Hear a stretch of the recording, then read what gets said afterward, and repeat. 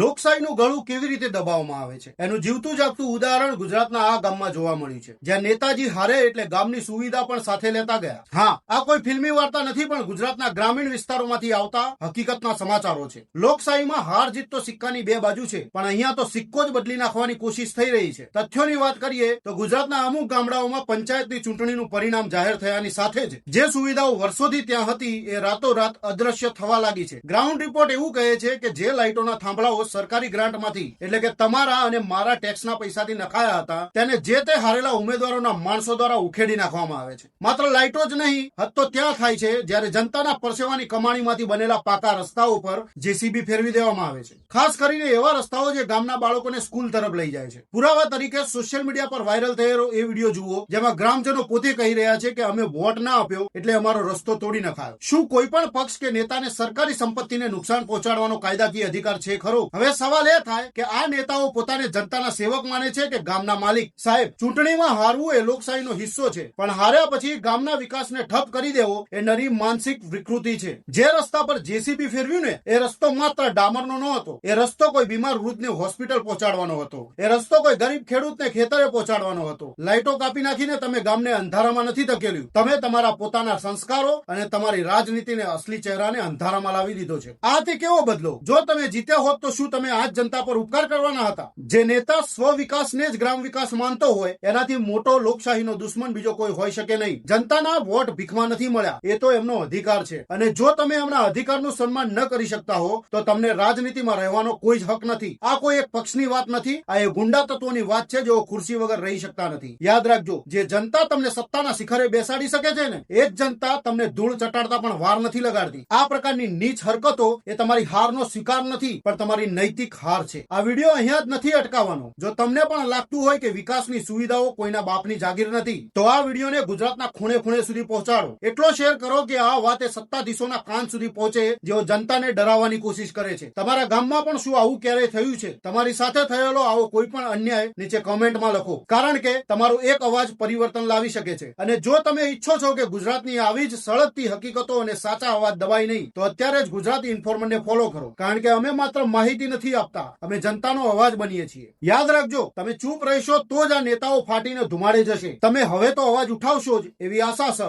જય ભારત, જય જય ગરવી ગુજરાત.